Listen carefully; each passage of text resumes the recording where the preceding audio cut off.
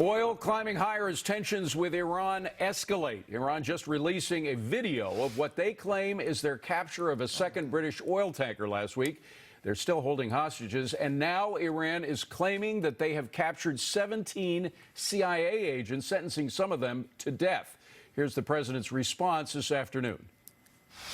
That's totally a false story. That's another lie. They put out propaganda. They put out lies. Let's see what happens with Iran. We are ready for the absolute worst, and we're ready for sense, too. Joining us now is Luke Coffey. He's a former U.S. Army captain, director of foreign policy at the Heritage Foundation. So, Luke, what is the breaking point for this administration, a red line, if you will? Well, thanks for having me on. I think that the red line for this administration would be the loss of life of U.S. soldiers and U.S. personnel in the region. The president has made it very clear that he would like to see a negotiated outcome, a negotiated settlement to this. But as the president said, Iran is not making it very easy for this outcome to actually happen. So right now, I think we're in a period of time where tensions need to reduce. People need to perhaps take a step back and take a breath and then go forward from there. Luke, Christina Partsinevelos here. To your point exactly, you just heard that soundbite from the president. When he calls, and let's just pretend we're talking about people, you call somebody a liar and then you say, well, prove it. Isn't that provoking Iran to do exactly that? We don't want deaths. We don't want bodies shipped over or videos of horrible things happening. And when you take that language, aren't you provoking them?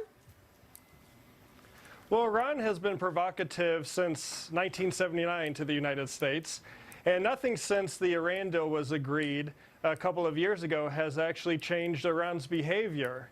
Whether it's in Yemen, in the Gulf, in Syria, Iran has acted in a belligerent way. So a couple of off-the-hand comments from the president, I doubt, is going to change the calculus of the leadership in Iran.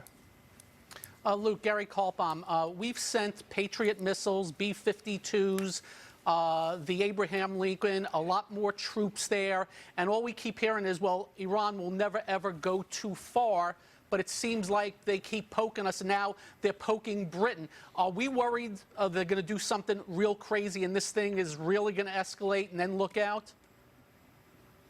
Well, this is the biggest risk. It's not that President Trump or even President Rouhani wants a war in the region, but the IRGC Navy, which is the maritime component of the Iranian armed forces that operates in the Gulf, they operate in a very decentralized manner, and they report directly to the supreme leader. So there's a huge scope for misunderstanding, especially if you have a young, ambitious IRGC naval officer who wants to make a name for himself, and he does something stupid.